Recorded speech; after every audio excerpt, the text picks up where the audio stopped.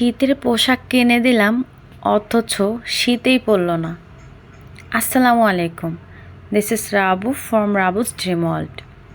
মুয়াজের নানা বাড়ি যাওয়ার আগে ওর জন্য প্রিপারেশন নিতেছিলাম যে যেহেতু গ্রামে যাব, সো শীত পড়তে পারে, এটার জন্য ওর জন্য শীতের পোশাক কিনলাম, সব কিছু ওকে। দেন হঠাৎ করেই শুনলাম যে গ্রামে তেমন একটা শীত পড়ে না।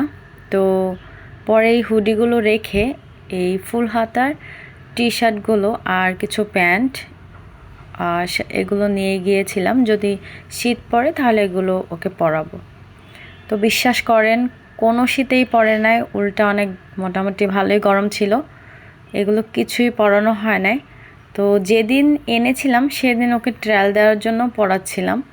তো সেদিনে ও খুব বিরক্ত হচ্ছে কারণ গরম ছিল আর ওকে ট্রায়াল দিচ্ছি, ও বারবার খুলে ফেলতে চাইলো।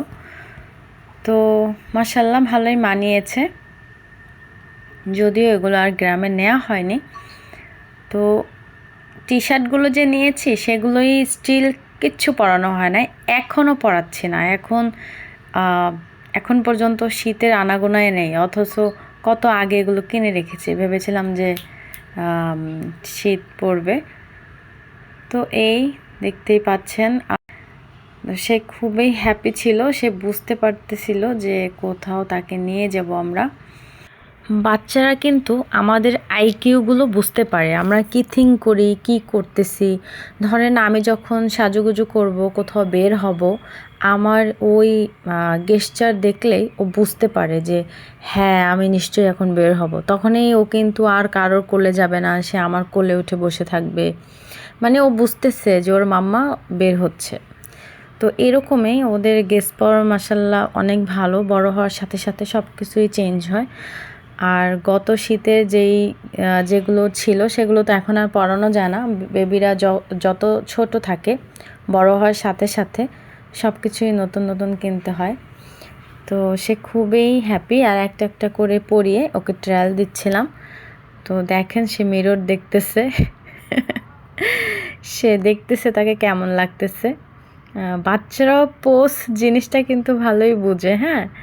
তো এদের আমরা অনেক সময় ভাবি যে না ও বুঝবে না, ওকে যেটা পড়াবো সেটাই। সে কিন্তু আর কিছুদিন পরে সে নিজেই চুজ করবে যে আমি এটা পরবো এটা পরবো না। যেমন আমার বোনের বেবিটা, ওর 1 বছরের বড়, সে কিন্তু এখন চুজ করতে জানে।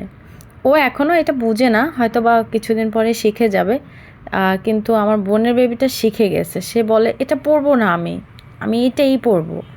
মানে সে যেটা পড়বে সেটা ছাড়া সে অন্য কিছু পড়াতেই পারবে না তাকে।